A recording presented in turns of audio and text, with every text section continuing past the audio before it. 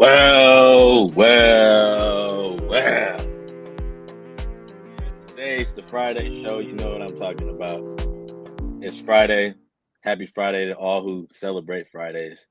It's a shot of sports. I'm your host today, Nazir Spencer. Sam Strass will be on later. You know him. We love Sam Strass. And today, we got a new ball knower, Jalen, the half-breed Korzinski. Now, Jalen, introduce yourself a little bit. Tell us a little bit about your ball knowledge, and just tell the audience what they want to hear. Man. Been waiting to make this debut. I text Nas every time, like, hey, y'all need one. I'm a recurring watcher. I watch all the time at work. If I can't watch while I'm at work, I watch it later in the day. I get pissed when I watch it later in the day because I can't comment live. But, man, I'm happy to be here. I know we all love the Whitewater, so I got my Whitewater shirt on because I went there too. I didn't see a lot of the guys there, but that was pretty cool. And I would say I'm a one-time fantasy champion. Fantasy basketball champion. Okay. 3 years now. This is the 4th year. Because remember, we had Berger on there the first year. I made it to the quarterfinals last year. I was a first-round exit. This year, starting off hot, 6-0. Oof! I'm the champ, reoccurring champ right now. We dusted everybody last year. Wasn't even close. Team was so good. But now we're starting off pretty rough, 2-4. But that does not mean that you don't know ball, ladies and gentlemen. Because if you're 6-0, I was telling Jalen this, if you're 6-0 in basketball, bro, that shit can go away super fast. And if it goes away fast, hey, I was 8-0 last year at one point, or like 10-0, made playoffs. Our boy Jordan was 8-0, didn't even make playoffs. So it could turn around. If you're a fantasy ball watcher, just make sure you know that. But look, appreciate you coming on here today, Jalen. And look, I want y'all to go subscribe, hit the like button, follow us on Instagram, TikTok, Twitter, Spotify. You can listen to us on Spotify after work, like Jalen said, or whatever you want to do. And of course, subscribe on YouTube. But best podcast ever. You guys are making a move in the sports. Everyone got a sports background. Happy to be here. I'm happy to support the guys. Yes, sir. We love that. Hey, now you're a big Bucks fan, bro. And so am I. I got a lot to say. I said a lot yesterday. But I want to hear you start off, man. Giannis is pissing me off recently. There's a lot going on with Giannis that just keeps annoying me. He's kind of acting like Aaron Rodgers used to back in the day with the Packers, of wanting to leave, wanting to restructure the team how he wants it to be restructured, and not really focusing on, well, you're in this already. You gotta perform and try to be better yourself. And obviously, he's one of the greatest players that we've seen in our generation, especially. So, I just want to hear your thoughts about the recent trade rumors of Giannis and why this is just so annoying. Oh, look who it is! Wait, Jalen. Before we get on, wait. I was told this black man wasn't getting on today, but decided to come on today. Welcome, Jalen, our boy. Guy who thinks that Giannis is coming to the Jazz. Yeah, Jalen. Nas told me about that. I got some thoughts for you. So the first thing Nas asked me was about recent Giannis rumors. We talked in the chat. No one got to hear me live. But yeah, perfect example of how Aaron Rodgers did the Packers. I was thinking about that at work. That's what made me start hating Aaron Rodgers. I'm not even a Packers fan, but it made me start hating Aaron Rodgers. I think bro's a dweeb. I like that perk stuff is like, man, like, what is he doing? Like, and I think the way Giannis is acting. So I like how we got the report by Shams just recently that he was going to test out the first 25 games. I don't know if you guys are aware, but I did not hear that at the start of the year. Being a Bucks fan, did not hear that. I got told from the reports and everything that he was in it to win it. He was buying. I was telling everyone Giannis might be on that 2018 Bron run. 2018 Brown run. And then so started off like that. You know it did start. I still have my Pato slip of him winning MVP. Man, and then now what Giannis is doing, man, I can't respect it because we have you see Ryan Rollins making a jump. Kyle Kuzma's not playing like Tony Snell. We got, man, our shooting is the best shooting since the 2021 championship run. We can hit the outside three right now. Miles Turner's acting soft, but that's what Giannis wanted. He wanted Miles Turner. So it's just to throw it away. Man, I'm not respected with Giannis, but I did see trade packages that I like. One of the trade I did like was with the Spurs. Spurs, they said Dylan Harper, Devin Vassell. I'm hoping. This one said Dylan Harper, Devin Vassell, who else? Keldon Johnson and Jeremy Sohan, and then like 2 first picks, multiple second-round picks. Man, we have no future right now. Ryan Rollins, AJ Green, and KPJ are our only future. Only guys that are between like the 23 to 25 range that are actually going to like making an impact on the court. So with that, I believe that we can have like, if we do that trade with the Spurs, we might go under for a while, but I see a bright future. It's just we got to get the GM out of there. He can't. No. Hold on. Don't get on John Horst. Don't do that. I don't like when people do that because he's done everything possible to keep Giannis in Milwaukee. Don't do that. I don't like that. I like that. Except draft good. Hold on. Except draft. He can't draft. DJ Wilson, I burned his jersey. We talked about this yesterday, bro. we talked about, listen. What a start. We talked about this yesterday. He has not had a chance to draft in a top 10 area because we've been so good in his tenure. Listen, if he had a top 10 pick, if John Horst had a top 10 pick, I have full faith that he knows what to do. Obviously, in the later rounds, it's a little bit harder for every team, but that's not on him. He got all these people around him that are supposed to be helping him scout. He's not the scout. He's the GM that's supposed to put this team together and help them develop. Now, the hire of Doc Rivers, yeah, you can put that on him. That's on him. You can't be hiring people like that. I like Doc Rivers. I've interviewed him. He's a cool dude. He knows ball somewhat to a degree until he starts coaching against like the Celtics or something. That's the only time we don't know about basketball. But listen, John Horst has done everything possible to keep Giannis in the city. But listen, one trade package that I like, that I've been seeing a lot, which I don't know why this is even a thing, is Atlanta. Trae Young, Zachary Wishershire, whatever his name is, French guy. Risache? No. Yeah, Risache. Listen. That's that. You're not gonna get Jalen Johnson. Yeah, that would be ideal. You're not gonna get him though. Trae Young has been talking about people have been talking about Trae Young leaving, which I don't understand. Lead the league in assists like his entire career almost, and they want him out for some reason. I don't get it. But Trae Young clearly makes that team better. But they were talking about, Trae Young, Richard Sher, and some picks, a lot of picks, some juicy picks that they have too. Another one is, well, obviously the OKC Thunder, who I think, I don't know why they're not going to do. They can't do anything with those picks. You got to think about it. Who are they gonna cut? They got to cut their entire bench eventually. They're not going to keep everybody on that bench. They have so many lottery picks coming up. They have to trade them eventually. Why not go spend it on Giannis? I know they just won it without him. You might be thinking, oh, they're 21-1. Why would they trade for Giannis? Well, you're gonna win more with Giannis. I mean, you're probably gonna win another one eventually, anyways. Maybe this year, who knows? But if you get Giannis, it boosts your chances, and just Giannis in general. When he goes to the Thunder, who takes the back seat? Because you're not stopping Shai's 30-point per game. You're not stopping that. He's not becoming the second option. Okay, and then Jay Will can be the third option. And Chet the fourth.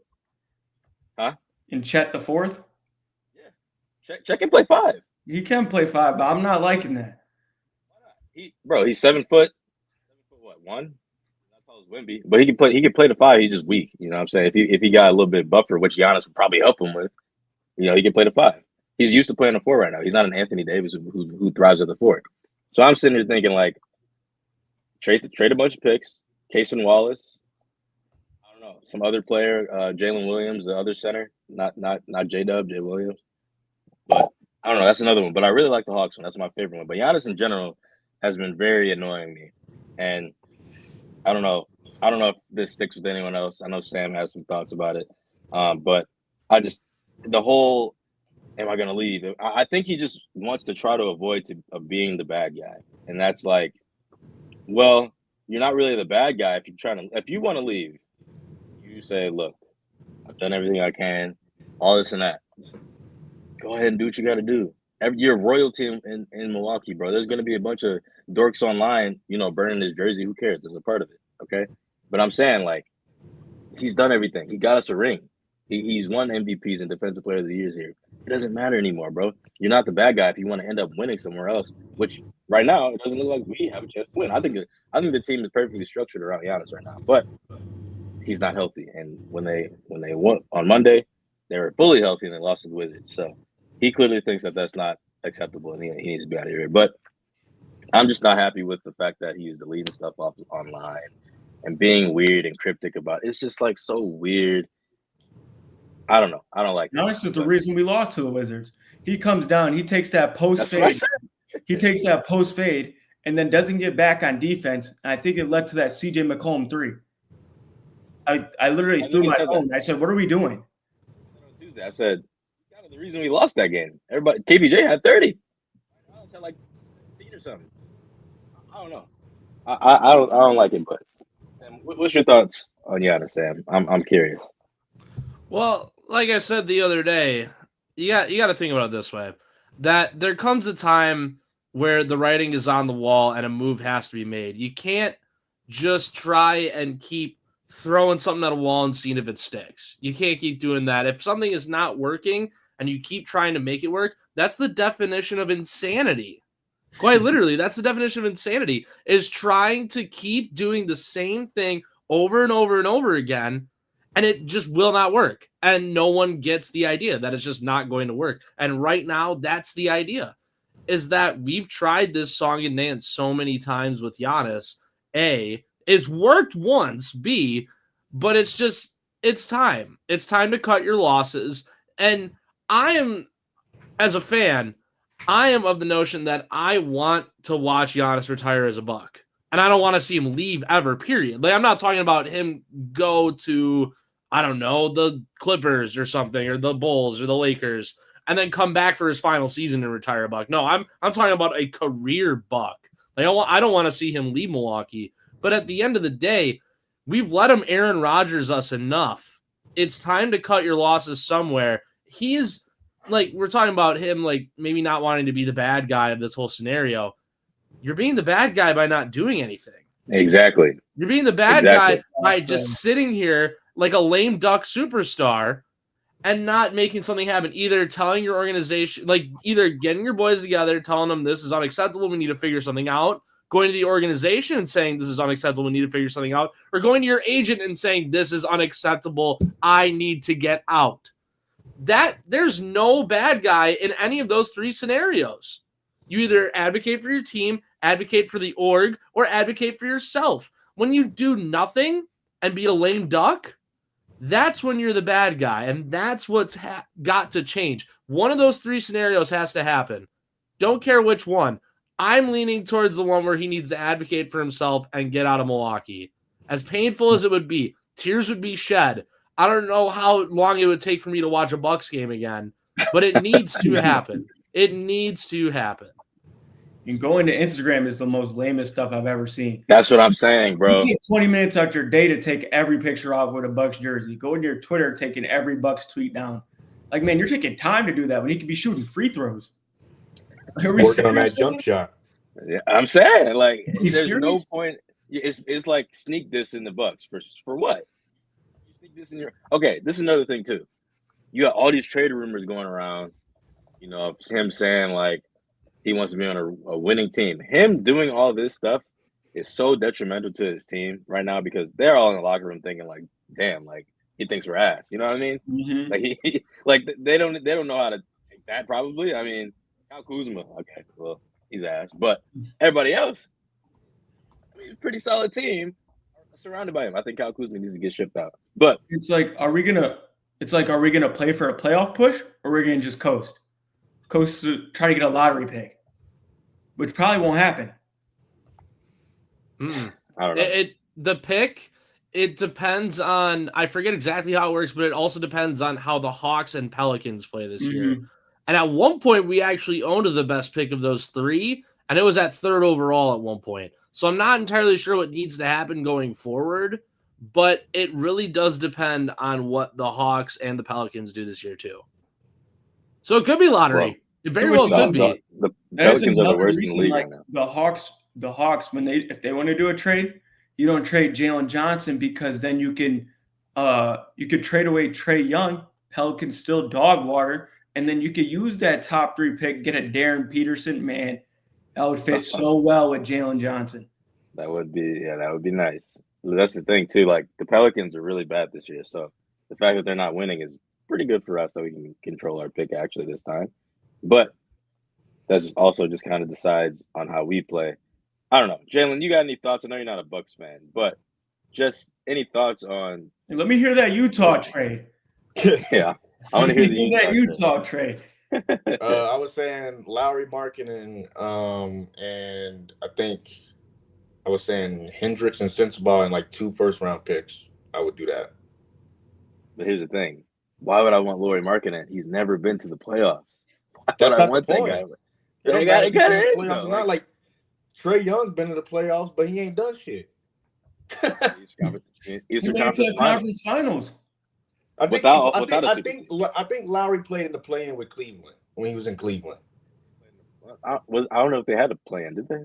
How long ago? I'm not sure. I'm not sure. I had to look that up. Yeah. But I'm pretty sure he played, I think, out there with Cleveland. I think that's when they had that roster going. But that's when they started to get good. But he's a winning player. I mean, he's a winning player. I mean, even though he's on the Utah Jazz, I mean, he's a player that can contribute to winning. Like, look at us. We're not even supposed to be nowhere near 17 wins. We're gonna hit 17 by January. By the end of January, here's how the Bucks draft pick. So here's how the Bucks draft pick works really quick. If I were to interject, so the Bucks will have a first round pick this year. It looks like they have 1 second rounder technically owned by Utah. Their second rounder that they own is actually with New York. The first rounder is going to be the less favorable pick between their first and New Orleans first. Whichever spot New Orleans lands, their pick goes to Atlanta. So New Orleans does not have the rights to their pick. Theirs goes to Atlanta. We just get the lower pick between us and them. Gotcha. So we could still be lottery regardless, but we just can't have a pick higher than New Orleans. We could definitely go talk about technically Atlanta later on. Yeah, we got to talk about that next, actually. I was going to get into a little bit more NBA. But I think what I see with Giannis is that I think, and I just look at it from the Cubs standpoint, or I bring it back to baseball. Like, I kind of see, I'm starting to like have a different kind of feeling on how the Cubs move in free agency. Because it seems like all of these players out here, they get these 10, 8-year contracts, even though his was like, 4 or 5. By year 2, they were ready to bounce. They ready to leave. So why am I about to send you $100 million over 4 years, and you gonna try to be up out of here in 2? You know, like I ain't finna be paying you like 8 years, and then you trying to be out of here by year 3. Like, nah, bro. I mean, especially since he won a chip, like he wants to get out of here. Like, you won a chip with his organization. You got paid the max. There's no need to leave. Like he was, and he wanted. Look, I say everything circles back to Giannis. Chris Middleton out. Well, I know that's maybe not fully honest, but he probably was like, we need to make some more moves. And Chris is not doing this. He's unhealthy all the time, and he's not really doing that for us. Shipped. You got Drew Holiday shipped out there. Well, Damian Lillard at the time he's obviously a top 75 player, but so anyone's going to trade for him. And you know, during that time, Drew Holiday was the piece that the Trailblazers wanted. Shipped him out. Wanted Dame Lillard. But everything else, all the other trades and acquisitions and the signings, they're all Giannis. Giannis likes these players. They who do you think they go to? It's like LeBron in his prime. When the GM looks in the offseason and says, hey, who do you want on this team and how can we structure this around you? They go to him first. They don't go to the team. They don't go to their team, their scouts. They go to Giannis. Everything circles back. This is him. Adrian Griffin fired. Why? Oh, he didn't get along with the locker room. Who in the locker room? Well, Giannis is his boy apparently, but they were winning. Well, I don't get it. Damian Lillard, I guess. I mean, he don't run the organization. Everything circles back to Giannis. Mike Budenholzer loses in the first round to the Heat as 1 seed, fired in like 2 weeks. That makes no sense. So everything circles back. But look, let's get into a little bit more NBA talk. Okay, just broad NBA talk. We've gotten a lot of NBA just masterclasses going on. Luka Doncic, he's had a spectacular season. Want to point out, especially Jokic is Jokic.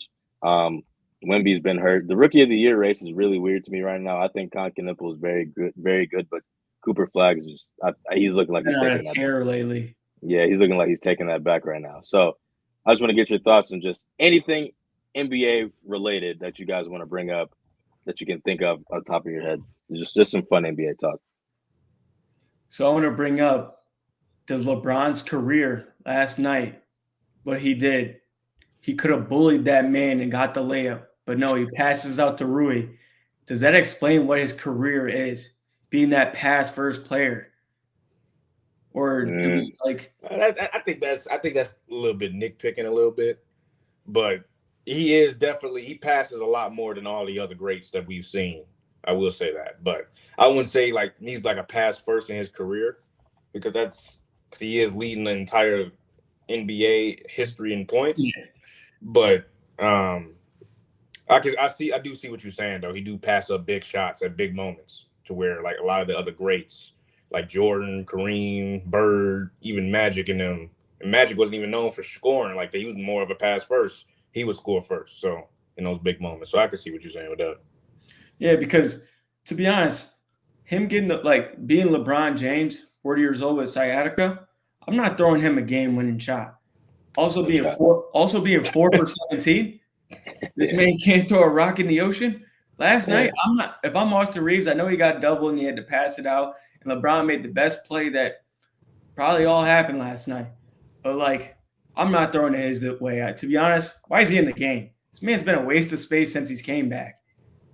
Facts. Now, look, another thing about the Lakers, Austin Reeves, he just suddenly became a top 15 player, and nobody's really talking. I mean, people are talking about it, but not to the extent of what he's doing right now. He's putting up he's averaging 28 points a game right now. Mm-hmm. Undrafted player, by the way, and it just what does it remind me of? It reminds me of Austin Eckler on the Chargers when he's undrafted and he's just had crazy breakout 2-3 seasons as this hybrid running back, can run, can catch, can block.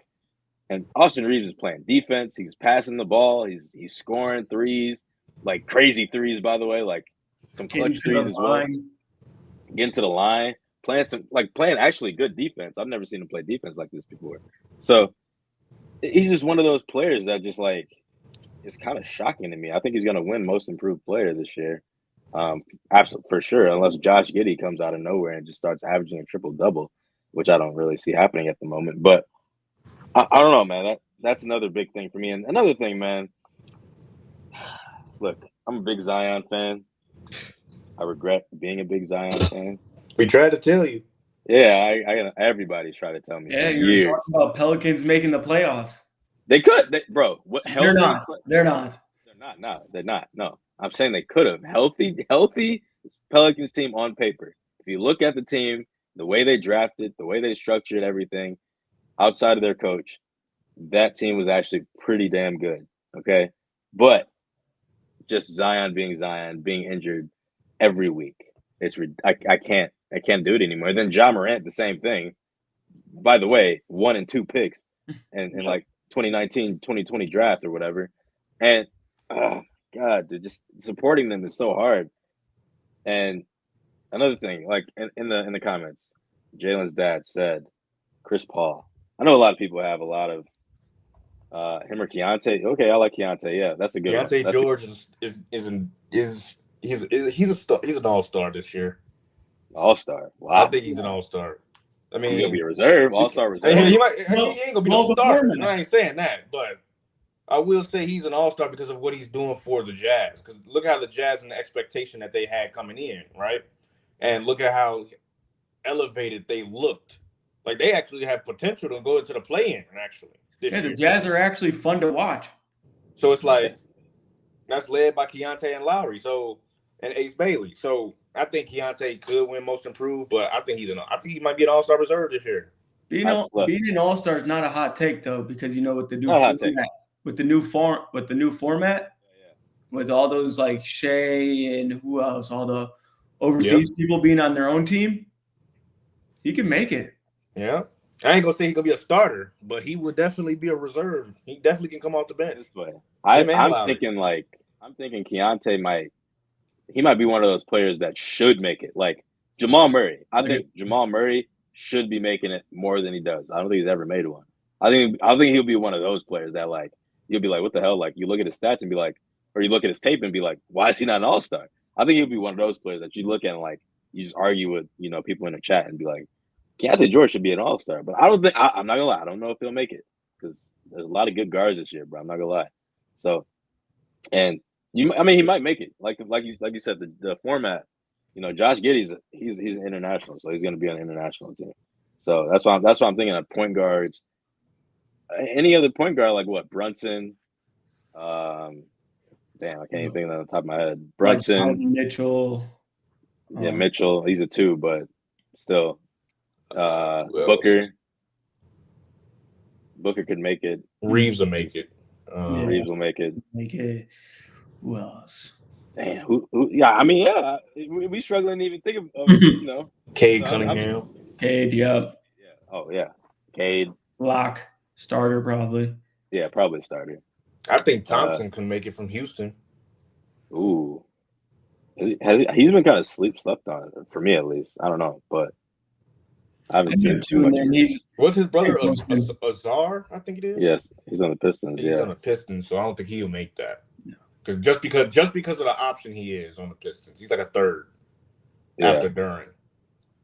I don't know Keontae George got a good chance, bro. He got to keep it up then. I mean, he lead the Jazz. I mean, him and Lowry might be on the international team, but yeah, Keontae, definitely Canadian. Definitely, I can see it all-star. Mm-hmm. I know we got Penny who talked about Chris Paul. And I'm happy he went home. I agree. I'm happy. He don't need to be on that team, bro. This dude's just a waste of a contract. He needs to be on. He retired last year. Like he played 82 games with the Spurs. Man, like, thank you for playing 82. Now get out of here. Go home. Spend time with your kids. Your kid is in high school now. They love him on the Spurs too. I don't even know why he got kicked off that team, but I mean, probably the draft and stuff. Because they want to and they're actually going to make a step in the right direction.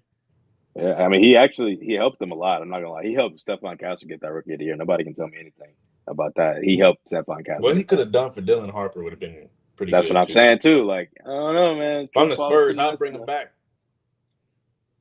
They got the money. He's going to be a player coach to be with Dylan Harper, especially. He's so young too. Like, and that's what Kevin Love is doing. That's why Love is still playing. Love is definitely he's mentoring Keontae and Ace Bailey, and it's working. It is unbelievably working.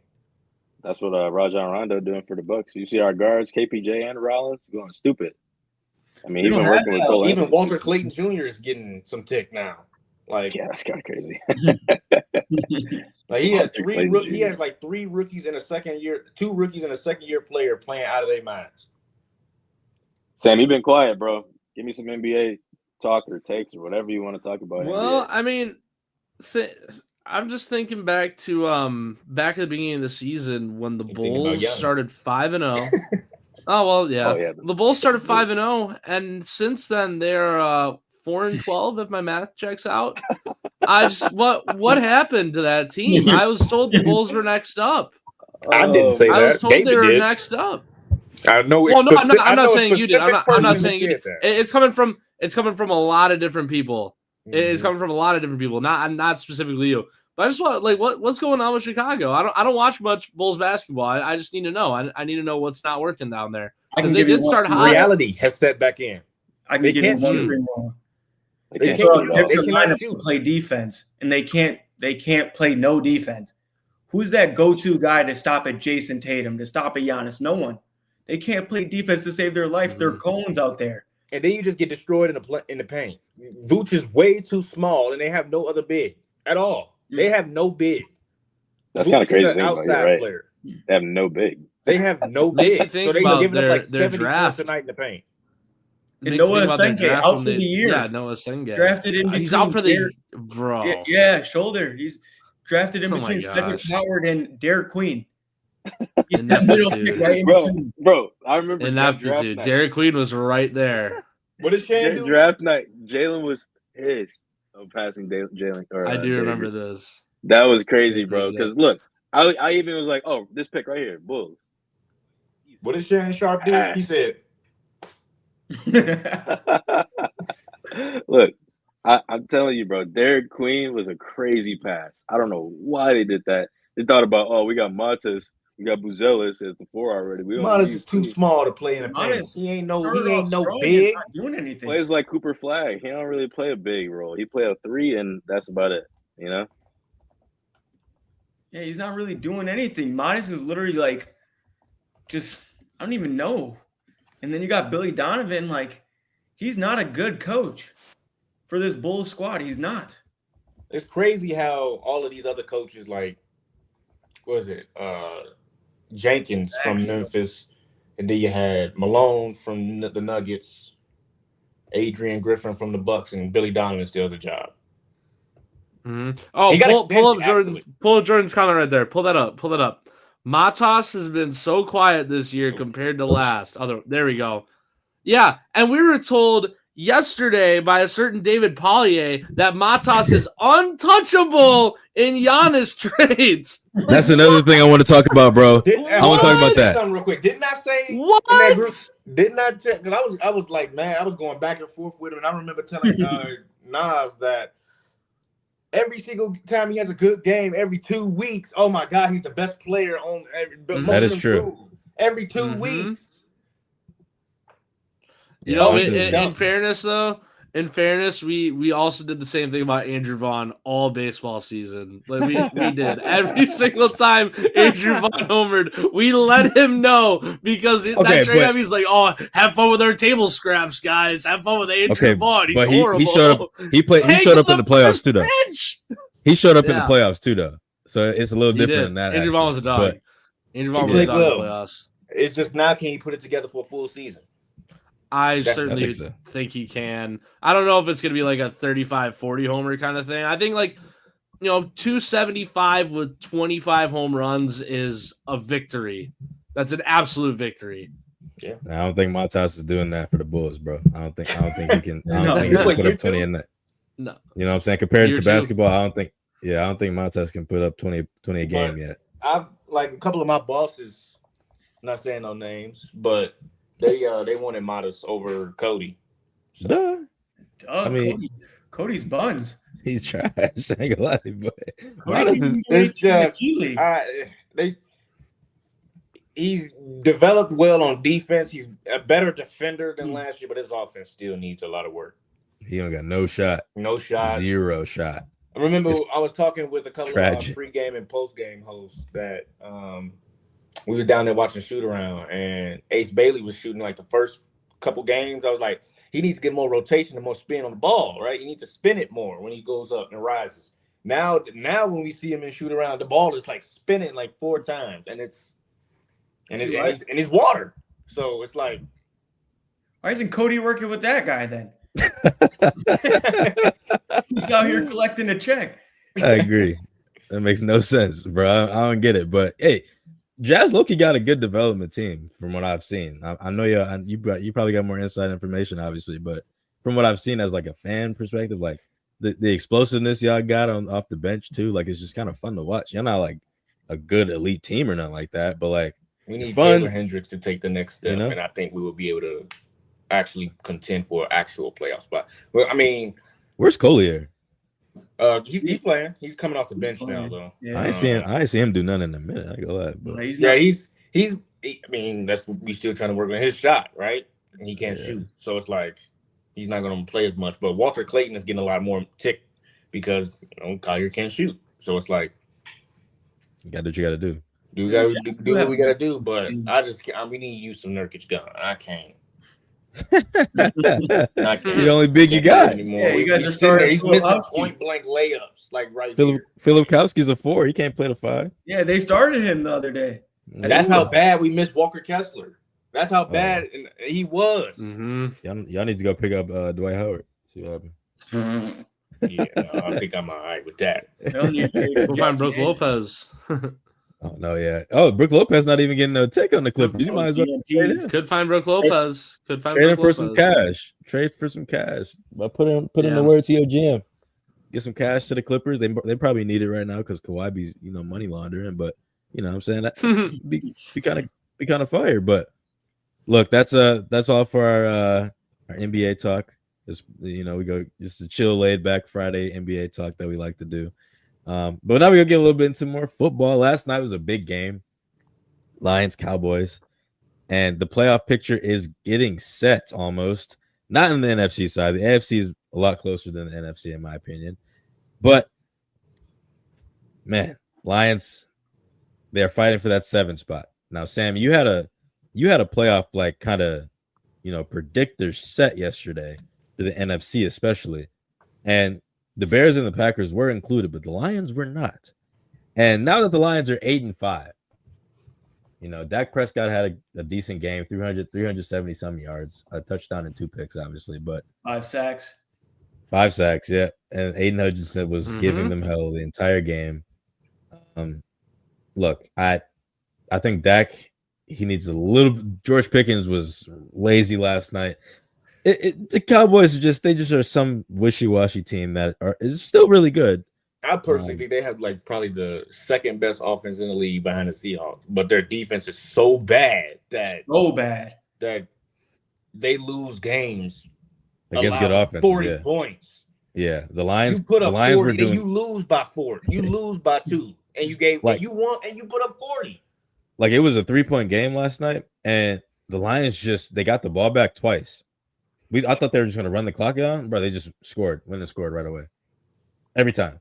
So I'm sitting there bro, what is going on? This defense just fell apart from last week. I don't even think it's Eberflus. It's the players. No, it's got to be the players. Eberflus is doing a great job. There and step in front of somebody. Right. I don't know. That's now, Sam. I'm curious, and Jalen, you're a Packer fan as well. Not JH, but yeah. Nicholson Bourne is I ain't no Packers fan. Yeah, talk about it below. I haven't missed a game. Look, Sam, you didn't have the Lions. I'm curious on how you look at it now from a 7 seed standpoint. Who's getting that 7 seed? And I just want to know. I just want to know your opinion on that. Well, I'm crunching the numbers right now as we speak. There's a problem I'm running into here. Is that week 18, just like we talked about yesterday, even more so now, is going to be the most epic week 18 we've ever seen in terms of who gets in, and not only who gets in, where are they going to be spotted? And I think it would have been even more crazy if the Cowboys would have won. It's just regardless of who wins last night, we're in for a real treat come week 18. Look at it this way though: the Lions have to go to LA. They host Pittsburgh, which isn't a gimme. It's not a gimme. It's going to be easier than facing LA or the Bears, but it's not a gimme. Then they go to Minnesota. That's a win. And then week 18 is in Chicago. That's not going to be easy for anybody involved. And that game might have real play. That they better flex that to Sunday night. They better flex that to Sunday night because that might be the end-all be-all for multiple teams, depending on tiebreakers. That might be the end-all be-all. And my dad. So let me keep crunching the numbers here. Let me keep crunching the numbers. I'll get back to you on this. Now it's going to depend too, because the Bears and the Packers play twice still. The next 3 weeks, we're going to see Packers-Bears twice. Okay. Yeah, but as a Bears fan, I mean, even as an NFL fan, are you confident in the Bears? No. The way we look on offense. I mean, your run game is very elite. Twice. But your run game is elite. Now, their defense, the Packers' defense, is stupid good at stopping the run. I'm talking about pure Caleb Williams. You still don't believe him to beat the Packers twice in the same season? No. Not yet. You cannot do that. You can't. Not yet. No matter how good your run game is. I keep telling my dad every single day that Caleb Williams cannot throw the ball over the shoulder to save his life. He cannot drop the ball in the breadbasket. He can't throw over the middle of the field unless it's a dart. He's throwing side to side, or throwing off the run, or throwing screens. I heard from somebody today, and I'm not sure where to find the numbers to back this up, but I did hear that Caleb Williams, in terms of accuracy, is having one of the worst seasons in NFL history in terms of being able to just find the guy. Just find the guy. He shows flashes. I said this to a student this morning.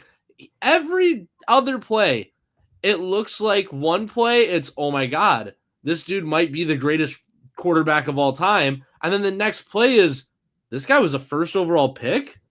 This guy went to USC? Like, he's sailing it over DJ Moore's head. Who? He's right here. The ball is like 4-5 yards down. How are you missing that?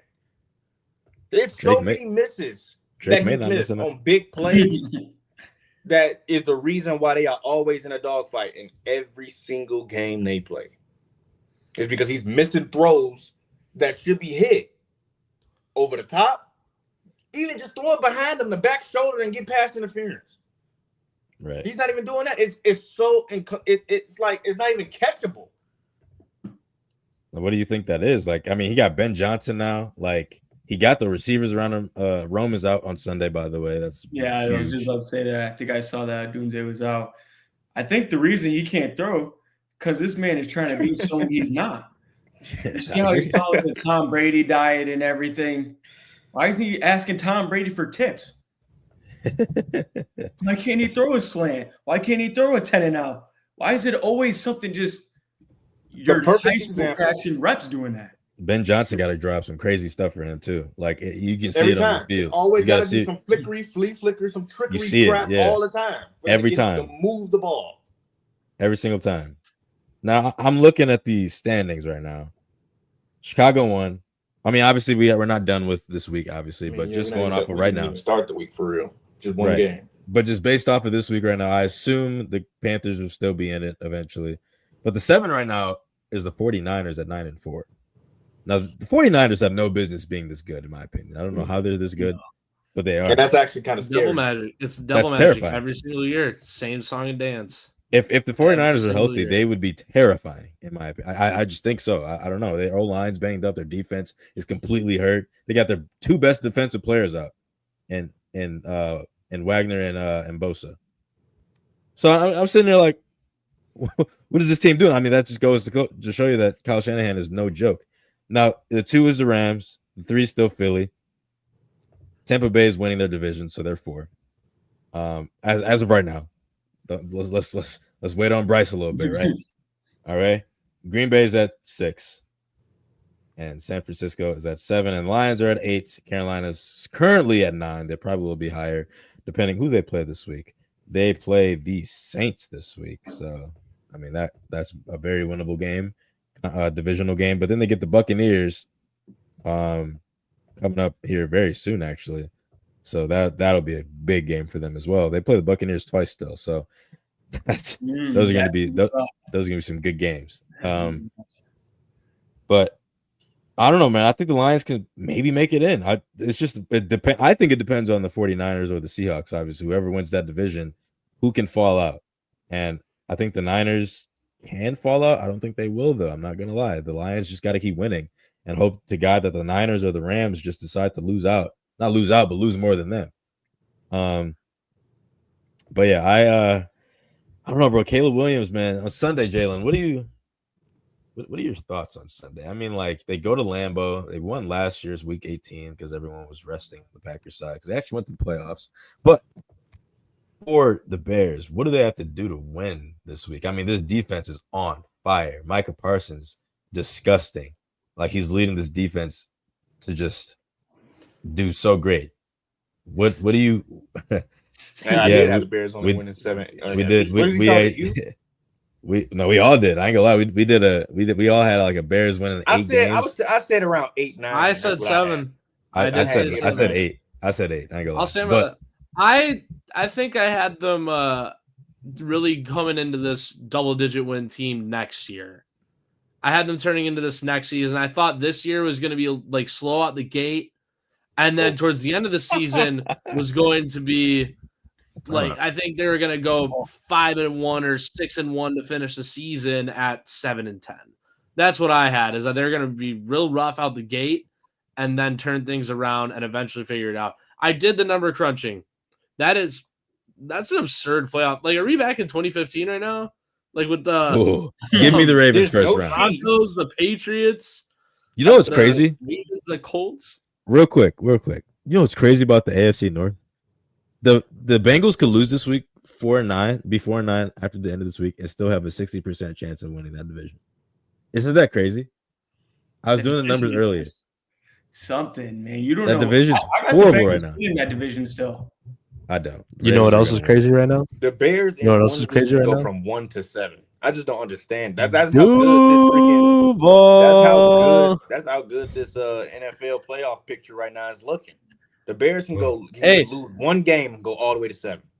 Don't get it twisted. Trevor Lawrence, his receivers have the most drops in all of football. No. We're not going to do that. Trevor Lawrence gets pressured. We're not Trevor going to do that. Lawrence gets sacked. No. Trevor Lawrence does not have the greatest protection. He has the most drops in all of football. And you know what's still happening? They're the 3 seed in the AFC. They're still here. They're 8-4. No. Trevor Lawrence is not sorry. No, he is not. You're covering my face right now. He is not sorry. No. Sam. No.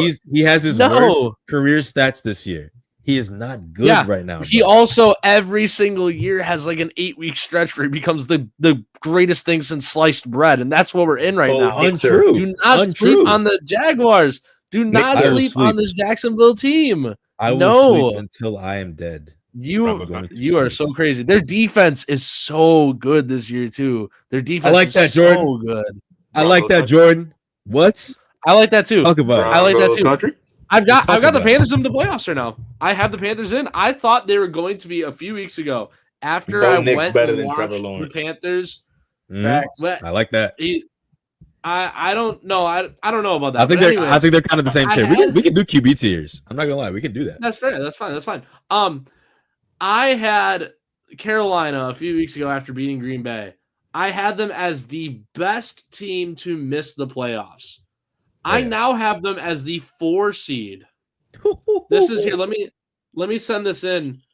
I'll send it over to you here in a second. Check your email in a minute. I have them as the 4 seed now. So who dropped? I don't know what you guys think about that. Who drops? Tampa Bay drops. Tampa Bay. Oh, you say Tampa Bay drops out. So fuck Baker, huh? Yeah, Tampa Bay's completely out. I don't know about screw Baker, but what I do know is that the Buccaneers are not hot. The Panthers are looking nice. The Panthers are starting to bring things together. The pass game is really opening up as of late. Xavier Legette is finally starting to really get himself involved. 6'4" for no reason. I just sent you that what I got right now. After crunching the numbers, this is what I could see. And this is all contingent on Detroit winning week 18 against Chicago. Whoever wins that game makes the playoffs. And if Chicago wins it, they win the division. Green Bay is the 7th seed. We talked about this yesterday. It's basically the same picture once again, regardless of outcome last night. You don't think they're winning the division? Detroit? No, Packers. Or the Bears? The Packers? Yeah. It's going to be one of those 3. It's going to be a dogfight till the very end. Detroit, in order to win the division, they would need Green Bay to lose to Baltimore in week 17. And if that happens, Chicago's back in as the 7th seed. Detroit bumps up to the 3. Green Bay's out. Now here's so one of 3 outcomes will have. Go ahead. Yeah, one of 3 outcomes will happen in that 3 and 7 as it stands right now. Either Green Bay is going to win the division, Detroit's the 7. Detroit wins the division, Chicago's the 7, or Chicago wins the division and Green Bay's the 7. It's one of those 3 outcomes. It's a wicked out. This is what I'm talking about. Week 18 is going to be so detrimental to one of these 3 teams. The wrong team shows up. Like Chicago falls apart in week 18, a la every other year in history. And they missed the playoffs. At 11-6, they would miss the playoffs. That's just How good the comedic would NFC that is. That's be? just how good. That's just how good the entire league is. Like, look at it. Like, Here we go. Look at this though. The AFC side. Okay, so the Chargers would actually be the 7 seed. Jacksonville would be the 5, I think, because they destroyed us. I forget how the tiebreaker works. Yeah. Let me here we go. Well, they beat the shit out of us, so tiebreaker they- for Broncos country. the tiebreak for LA getting the 5th is that they get it over both Buffalo and Jacksonville based on the best win percentage in conference games. The Okay. 6th seed Buffalo over Jacksonville. The Buffalo gets the tiebreaker based on best win percentage in common games of common difficulty. Well, here's the thing, though. So they don't. I think that's what I hate about the NFL is they don't care about head to head in their agree. playoff metrics. Double doink is A way blocked better. field goal to lose the game at Oh, home man. again. Oh my god, to not make playoffs. I'd Holy be hell. sick. Oh my god. So I'm I so can't glad think I'm a about Denver that. Broncos fan as well. I know I'm going to the playoffs. Well, so. let me get that first off Mhm. my chest. The playoffs are not going through Denver. It's going to go through New England. Yeah, I'll if say you that. see it right here. No, right no, there, it's you not. I'm see sorry. it. Tiebreaker You see is it. Sam Listen, got um, Denver as the first We're round. gonna beat Denver. Same tiebreaker as Buffalo over Jacksonville. It's based on win percentage in common games of common difficulty. Yes, it's going through Denver. God doggone it. And Look, I- Another thing here, you remember when everyone was clowning me earlier this year I for saying remember I Denver was going to getting win the clowned AFC for thinking West? Bo Nix is good. You remember? I'm You still remember when that telling happened? you, Remember when that happened? it's I not don't there know. yet. And it's not. Nothing's clinched. Well, who's Nothing's going to win clinched. it? The Chargers? Who's going to win it? Yeah. Let's look at the rest of the way. How about that? I'll crunch some numbers for you. Let's look at the rest of the way. You talk about this. I'm going to crunch some numbers. What are you talking I'm gonna about? crunch some I- numbers. Look, on Monday we're gonna show y'all why we're winning the division because we're gonna do the Eagles worse than the Broncos did them. Saquon Worse. Barkley gonna finally have his 120 yard. You sound crazy. You sound crazy. With three- Derwin James is going to scorpion that kid, bro. And I love Saquon. He's my favorite running back of this generation. He's going to get murdered by Derwin James. Get out of here with that stuff, But man. Herbert's hand though. Don't matter. He can still throw. He's elite. He's tough. No other. Tell me a quarterback in the league right now who playing with that left hand broken. Nobody. Aaron Rodgers, maybe. That's it. Patrick Mahomes ain't Caleb playing. Williams throwing with just I don't know what he's doing. Caleb They Williams sit out if he had a throwing stubbed with toe. Hmm? Look like he throwing with a broken finger or something. I don't know. He can't hit a deep ball, and it's Look. pissing me off. As soon as we take the field, okay. I'm gonna tell you how Monday gonna go. Their offense is gonna be dog shit, completely horse crap. Broncos country. Okay, then their defense is scary. But they don't have their best player, and in the middle. Okay, they don't have the big guy up front. Okay, now the key to winning on Monday is if we can catch the ball and get open, and if Greg Roman can stop, running these crazy weird pass plays that don't work, these Madden pass plays. He needs to draw something up. We need to be able to run the ball. We need to be able to protect Herbert, which is not something that I'm excited about because we play the Eagles, then the Chiefs, and I think we go to Dallas or host Houston, one of those. I think we go to Dallas, then we come back and host Houston, and then we go to Denver. Okay. Yep, you come on That's to a your hard death. ass schedule. You come It's to a your hard death. schedule. We got a big boy schedule to end the year, but I'm come to your death. confident. The Damn. Chargers ain't gonna make it I playoffs. crunched the numbers now. The Broncos haven't beat the Chargers in 2 years, by the way. I'll let y'all know So that. okay, 2 years. I'll take the we division can give them instead. that. Take Tom- Here's what Tom Todd back. Here's You're not gonna what take the needs division if to you lose. happen On for Todd the Chargers to win the division over the Broncos. What the problem is that the tiebreaker, if you were to both go 12-5 the rest of the way, so that means that Denver goes 2-3, LA goes 3-2. What needs to happen is that Denver needs to lose to both Green Bay and Jacksonville. Which and the is very Chargers- likely. Let's talk about I don't very know- likely. I don't think they lose to Jacksonville. I think they beat Jacksonville. I don't know. They could lose to Green Bay. It's They not will gonna be lose to easy, Green Bay. but like Where's that game at? That game It's in Denver. It's in isn't it? Denver. It's in Denver. mhm. The Packer you game. need two. Packers play great away. Oh, You need Wait, hold as the Chargers. You need to beat the Chiefs. You gotta Let's beat the say Eagles. so. Let's say you beat the Eagles, but you lose to the Chiefs in Week Which is 15. Also likely. You're still better because of division record. Correct. Any other division matchups for the Chargers? Week 16, You guys play the Cowboys. No, that doesn't matter. Week 18, you'll play the Broncos. But at that point, going into that game, the Broncos are 12-4. You're 11-5. So whoever wins that game wins the division. So really, That's what I've been telling Jalen. 6-0 at home, right? and 16. What they got to do with us? We're talking about the Packer game. Oh, we 6-0 at the and even crib, so yeah. Broncos win. Regardless of that, too, it seems like it's going to come down to week 18. It seems like it's going to come down to week 18 for that one. And that's what I've been telling Jalen. If we come to Denver, we're not losing that game. It's over for you, bro. We're getting the 1 seed or 2 seed, whatever it is at that point, bro. It's over for y'all. Listen, that's so much if that y'all got. What you mean if? You haven't beat us. You haven't beat us. What are you talking about? We're a playoff team. You're not. You haven't been to the playoffs in years. We went last year. Oh, sorry. What do you mean? 7 seed Bills. You count that? You count that? They went to Buffalo and got massacred. Okay, by the way. Josh Allen was having an MVP season. Okay, and Bro Nix was a rookie. Oh, here we go with the rookie stuff. Look, Chargers lost to the best defense in the league, by the way. Okay. Y'all lost to the Buffalo Bills, who couldn't even beat the Chiefs, by the way, who y'all beat. Or y'all should have beat at least. I don't think y'all beat them. But still. Didn't the Bills beat the Ravens? What they gotta do? What they gotta do with the conversation we having right now? I'm talking about last year. So it ain't like we by lost a toenail. A team that sucks. By a toenail. But Mark Andrews dropping a pass. Trash. It's still lost. He gets extended. You saw he got extended? He did got rewarded. Isaiah Likely is getting screwed over out of that. Isaiah Likely. I'll take it. All I gotta say is this: Week 18, be there. We can watch it on the pod too. I don't care. Week 18 is going to be one of the most hectic. Let me see. It's going to be one of the most hectic Week 18s we've seen in a long time.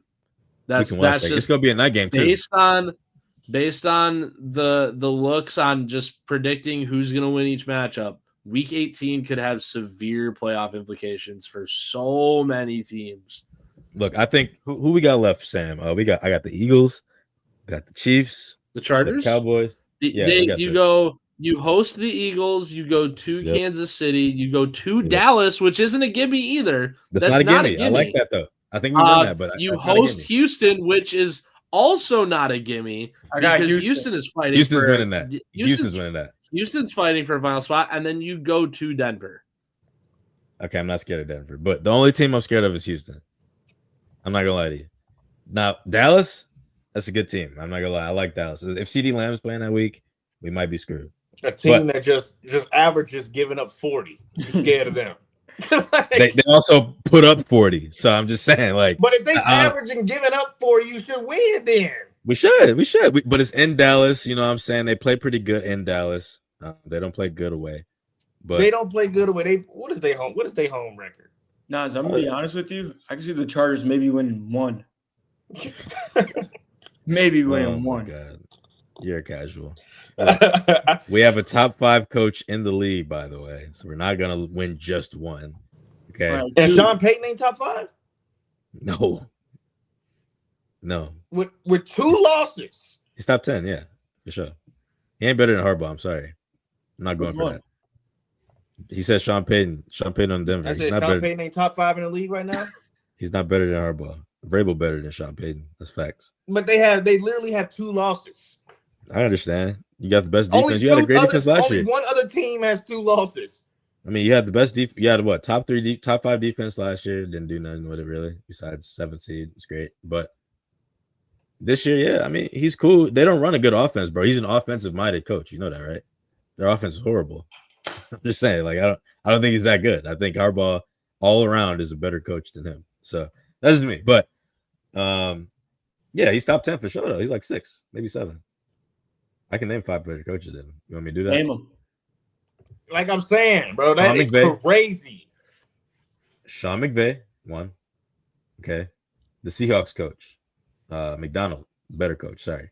He just says. Facts. Vrabel, Harbaugh, Andy Reid, still Andy Reid, but he's kind of. I'll give you a pass on that one. Okay, but I still think Andy Reid, he's a better coach than Sean Payton. The team's just not what it used to be. Who else is a really good coach? I know I'm missing one. Look at really he's over here trying to find names. No, I'm not finding nothing. I'm thinking I had a top 5. This is it's off the dome.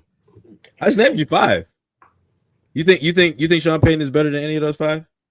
I definitely think he could be up there with. I think he might be better, slightly better than John Harbaugh. Yes. No, 1,000% Jim Harbaugh. I completely disagree with you. No, not at all. No, I don't even think. I think Ben Johnson might be just as good. Ben Johnson might just be as good as Sean Payton this year. You don't think Ben Johnson is top 5 or close to top 5? I think I got Ben Johnson at 6. He's top 10, not top 5. No. I got Ben Johnson at 6. I think he's better than Sean Payton. I don't know. I don't think that's crazy. No, he's not. He's not. Sean Payton is not better than McDonald, bro. No, he's not. I'm not going for that. Not at all. He left Baltimore and made the Seahawks relevant again. You know how hard that is?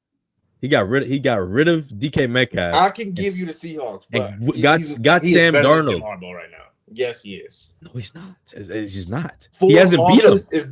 2 losses. Jalen, I'm sorry. He has not beaten John Harbaugh at all. Not at all. Since he came back to the league. I'm talking about this season too. He has not beaten Harbaugh.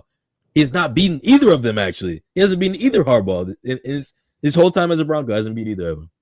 He's not better than John Harbaugh, bro. I'm sorry. Or Jim Harbaugh, whatever. Chargers coach. Chargers Harbaugh. He's not better than. I'm not going. You talk about Ravens Harbaugh. Ravens Harbaugh is trash. This year, at least. But this year, he got outcoached by Harbaugh in the 4th quarter. He couldn't finish the game. Couldn't do it. Nobody talks about that, though. They always have these horrible first 3 quarters, and then the 4th quarter, they come around, they win the game. I pat him on the back for that. Cool. You do what you got to do to win the game. But they're just not that good to me, bro. Like, I don't think they're that scary. They're not scary to me. They're like the Chiefs last year, just a little bit better. I don't know. That's not a crazy take to me. But no, he's not better than McDonald. I'm sorry. Not at all. That's like McDonald's a top 3 coach. That's like saying Udoka is better than Dagnall this year. He has 1 loss. I mean, not real. That's not really a good comparison, in my opinion. That's not a good comparison. Udoka is still, he's like a top 10 coach. But I mean, you gotta understand the Thunder they have like the best team this decade. So like anybody can coach that team. But he also did it last year too. So I'm not gonna say he didn't. He's not a good coach, but whatever. But look, Sean Payton's great. He just got a lot to do, bro. He got a lot to do. He hasn't done anything in this division till this year. Still hasn't beat one team. He beat the Chargers or beat the Raiders. He beat the Chiefs. Came back out of retirement, out of Harbaugh, technically, and came and got into the playoffs his first season. What did Harbaugh do? He got a higher seed. Talking about he got a higher seed. He got a higher seed with no wide receivers. A 5 seed, no wide receiver, elite quarterback, a good defense. You talking about a rookie? I don't care about that. 7 seed, whatever. Good for you. The year prior that we couldn't even win. We couldn't even beat. I don't even think we could beat the Giants. Neither could we. Before that, we had Brandon Staley. You did not have it worse than us. You didn't have it worse than us. Nobody did. Nobody did. That's a fact. We had a top 10 pick, top 5 pick. Joe Alt, number 5. I'm telling you, bro. I'm trying to tell you, bro. You lucky we don't got our O-line. Everybody lucky we don't got our O-line. Everybody is. We still good without him. But I'm trying to tell you, Joe Alt on the field. We didn't lose a game with Joe Alt. just Panthers did what? What the Panthers do? Somebody enlighten me. I don't know what he's talking about. Whatever. But Sam, any more numbers you want to crunch? No, that's about all the numbers I got. Just this is going to be one of the most chaotic induced playoff runs of all time for whoever decides to come out of the NFC this year, because you can make a case for probably, let's count it down, 4, 7, 9. You can make the case for 10 teams to make the playoffs, and you can make the case for about 6 of those 10 teams to win the Super Bowl this year. It's got to be one of the best. So this is going to be, yeah. This is, if you are just starting to get into the NFL, this is the best season to possibly do it. I want to touch on some college football now before we take off. first round of conference championship matches are tonight. Yeah, that's Troy crazy. and James Madison, Kennesaw State, Jacksonville State for Conference USA, Troy and James Madison for the Sun Belt, UNLV, Boise State for the Mountain West. Oh, no, San Diego lost, didn't they? Yeah, unfortunately, I don't think either UNLV or Boise State will make it to the college football playoff. Though there's a chance for Tulane, North Texas, JMU, and Kennesaw State. Kennesaw State needs some stuff to go their way. But tonight's matchup, the most exciting one for sure, the American Championship between North Texas and Tulane. That's a good game. That is going to be one that you do not want to miss because there are two lame duck coaches in this game, John Summerall and Eric Morris. John Summerall is already a foot out the door to Florida, and Eric Morris, same thing with Oklahoma State. Both new schools agreed to let their new coaches finish the season with both of those programs, regardless of how far they go. If one makes the playoff, the other doesn't. Regardless of that, tonight it's going to be a fun matchup. Tulane definitely has the edge on defense, but North Texas, the highest scoring offense in college football, 46.8 points per game for North Texas. Granted, it's a little inflated because of their non-conference, but that's besides the point. They're still the highest scoring offense in college football, even as a group of 5 team. Go to their quarterback, Drew Mestmaker, is miles ahead of Jake Retzloff. And remember, Jake Retzloff was one of the highest touted quarterback transfers this offseason. He's miles ahead of him. Caleb Hawkins is a top 10 running back in college football. They also have terrific receivers in Wyatt Young, Cameron Dorner, Miles Coleman if he's healthy. Caleb Hawkins even out of the backfield. I think North Texas win this one by like 20. And they're going to steamroll to the playoff. John Summerall is a terrific head coach. He's going to turn around Florida in the next couple of years. But for now, he's going to take North Texas to more than likely a playoff win, depending on their matchup. They could win because they're going to be better than the ACC champion. The ACC champion is probably going to be the 12. It's going to be a fun one. That is going to be a fun watch. Listen, we have had a great hour and 7 minutes and going. I'm talking just the talk of sports. I want to get into our final thoughts. I know we got some good final thoughts. I'll start because why not? Look, man, I'm going to the game tonight. I'm not working at this time, so that's nice. Going to the game. Gonna go with my buddy Ryan, and we're gonna sit there and just hopefully watch KPJ drop 30 on the 76ers. You get like media tickets? Yeah. I get sometimes. So I'm not going with my media shit tonight. I'm going with Ryan has season tickets, so he just go with his stuff. Gotcha. So we're gonna go sit on nice seats and we'll hopefully watch Tyrese Maxey have a good game, but not a 50-point game again. Sixers have won 3 of their last 4, and they held Golden State. They held Golden State to just 7 points in that 10 points, in that first quarter last night. It was looking bleak early, and somehow Golden State nearly came back. 3-1 in their last 4, though. That's impressive for a Sixers that's just loaded with dysfunction. Look, they are going off back to back. It's not going to be easy. But we're gonna go to this game tonight and just hope we get a win. I mean, this week, if we win this game, then we go to Detroit tomorrow, which another back-to-back, but they leave tonight. Then they go head over there for the night and just play tomorrow night. But it's gonna be tough, man. It's gonna be a long month of not knowing what's gonna happen with our superstar. So we're gonna go to the game tonight and we're gonna enjoy it. And then Monday we're gonna be here, or Tuesday we're gonna be back on the pod, and I'm gonna be smoking a cigar because I know we're gonna win that game on Monday. So listen, that's my my final thoughts. Jalen, go ahead. Well, either one, I guess. I'll go first. I got 2 for you. Go ahead. 2 because it's just my debut. So the first one is LeBron's out tonight with arthritis and sciatica. Put it up, bro. Put it up. I that agree. means he's gonna be man. out for another 2 weeks. Mhm, Oh, put it man. up. And then, but my question for you guys is, how do you feel about superstars airballing game winners? You saw K do it against the Bucks. You saw Tyrese do it last night against the Warriors. Giannis did against the Hornets. Which led to Mhm. VJ Edgecombe putback.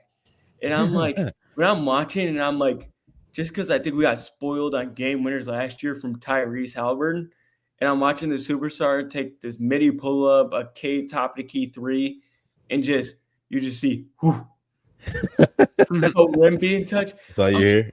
I just walk out. I'm like, what am I watching? I think it's because of, like we said, that generational run that Tyrese Halliburton had. Now game winners are looked at. Oh well, You're if they just chucking up airball, stuff. it's a tough. I mean, automatically it's a tough shot. No Right. matter if you got it, the adrenaline is pumping and the defense is all up in your grill. So it's like Pressure. it's already a tough shot. But I just think that we got spoiled with Tyrese Halliburton last year, and now everybody wants to have that moment, right? Everybody wants those moments. So it's like that's like exceeded pressure and stuff now. So Tyrese takes after Dame, by the way. It's his favorite player, even though they were chirping at each other. But he takes after Dame, and it kind of showed last year. So, fun fact there. that chirping on the court stuff, that's just. Hey, Miles Turner called him a nice guy, but he said he ain't like that off the court. I don't see nothing wrong And with Miles Turner he play with Legos. that. So, Is Isaiah Stewart like that off the court? Yeah, We've never seen him off the court like that. right. Like When he pulled we it don't for have Drew no Eubanks. no opinion. hey, Bobby Portis like that off the court. I'll tell you that much. I know for a fact he is. He go to Potter and get pissed.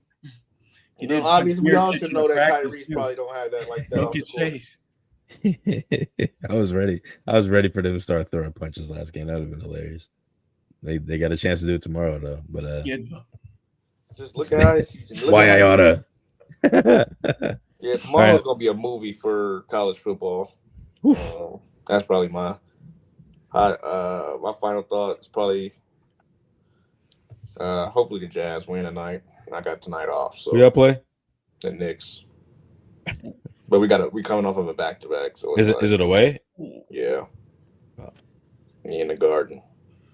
So Have fun with and that. then the hockey team play tonight too, so hopefully Away? we get 2 dubs. Hopefully I can post 2 things on my story. Sam, anything? Well, getting back on the topic of MLB free agency, the top free agents are still available. And Kyle Yeah. Tucker, Alex Bregman, Kyle Schwarber, Bo Bichette. But we did see a couple moves yesterday. Obviously, Emilio Pagan was one that happened right as we were airing yesterday. 2 years, 20 with the Reds. It's a 1 year with an option. Miguel Rojas. There was a trade last night. It was a big nothing burger for all teams involved. But Johan Oviedo, starting pitcher for Pittsburgh, heading to Boston with a left-handed pitching prospect in Tyler Semeniego in exchange for Jesus Treviso, Adonis Guzman, 2 very low-level prospects, and Josh Nixon Garcia. They call him the Alphabet because his name is spelled JHOSTYNXON. No shit. They call him the Alphabet. Josh Nixon Garcia is was the Red Sox number 3 prospect at the time of the trade. Very interesting move for Boston. Doesn't really make much sense other than they're bringing in Johan Oviedo to just be a stopgap starting pitcher going forward. You see what Jordan? Just said, Sam? I did see that. But I don't think the Yankees are in the market for another starting pitcher with Garrett Cole coming back. At least not one of that caliber, especially not a rental of a starting pitcher, because who knows what Garrett Cole's going to look like the rest of his career, coming off of Tommy John, being as old as he is now. They have Max Fried locked up. They have Carlos Rodon locked up. Cam Schlitter looked amazing in the postseason. I figured you were trolling, but the Yankees are definitely not in the market for a starting pitcher. If Freddie goes anywhere other than staying in Milwaukee, because I honestly, with every passing day, I doubt more and more that Freddie gets moved. I don't think they're going to do the Corbin Burns stunt where they wait a little bit to do it. But if Freddie does get moved, it's Boston. Or New York Mets. It is Boston. It could be the Mets too. The rumors coming out of New York are that they want to trust Nolan McLean and Jonah Tong more than they want to bring in Freddie Peralta on a 1-year deal. But then you run into the Family Guy meme where Peter doesn't want to trade the boat. He wants the mystery box because the mystery box could be anything. It could even be a boat. So why move Jonah Tong for Freddie Peralta when Jonah Tong could just be Freddie Peralta, right? So you got to give something to get something. And I just don't know if the Mets are going to be willing to part ways with either McLean or Tong or both. They might have to move both of them if the Brewers want to get stubborn. When they get Kota Senga. No, they can keep him. They can keep him. He's yours. I'm fine with that. He's yours. Well, ladies and gentlemen, it's been cool. It's been fun. But it ain't been real fun. Just kidding. It's been great. Look, we're Shot of Sports. Please follow us on all our social medias. We have everything: YouTube, Instagram, Spotify, Twitter, and of course YouTube. Subscribe on there. We're gonna bring you all the sports takes possible, and we're gonna give you the best takes possible. And it's just gonna be more fun in the future. We got the playoffs coming up for football. Basketball is kicking into gear. NHL is coming back. We're gonna be talking a lot more sports coming up. Thank you for joining us on this wonderful Wall of Friday. St. Paul. Let's go Wild. Wall of St. Paul. And go Utah. What is it? Mammoths? Yeah, go to the Mammoths. Go Mammoths. I'm a big Mammoths fan now because Jalen put me on. But yeah, thank you, Jalen, for joining us today. Thank you. Our biggest fan, our number one fan. Number one fan. Come on. And hopefully we can make this a little trend on Friday. Maybe our fans can join next week. Your show. You do what you got to do, right? Maybe we can have Jordan on next week. Talk a little bit of Laker ball. But hey, all on the next episode of Shot Sports. See you.